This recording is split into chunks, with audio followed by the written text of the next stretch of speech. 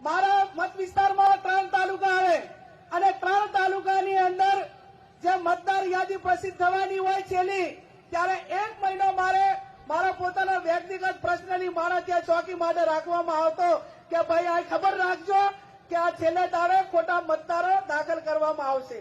અને હકીકત એવી થઈ કે 2017માં પણ અમે 7,500 મતદારો એ રાતના 11 વાગે છેલ્લી તારીખે પકડ્યા અને અમે અમને પુરાવા આપ્યા ચૂંટણી પંચને, અધિકારીઓને કે આ 11 વાગે 7,500 મતદારો એ આ બધા બોગસ દાખલ થઈ રહ્યા છે.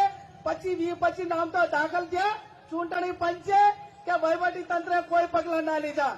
2022ની વિધાનસભાની ચૂંટણી એ પણ સેમ કે જેને 1 મહિના પહેલા ગ્રામ પંચાયતની ચૂંટણીમાં મતદાન કર્યું અને વિધાનસભાની ચૂંટણીના 2 મહિના પહેલા એક ગામમાંથી 50 મતદારો એને કેન્સલ કરવા માટેનો ટાર્ગેટ નક્કી કર્યો અને એમાંથી 2-3 ગામોનો પુરાવો પણ અમારી સામે આવ્યો. અને પુરાવો આ તમે એમ જુઓ કે આ જે ગુજરાત સમાચાર છે એના 2022નો 9/2022ની આ પ્રેસ નોટ છે.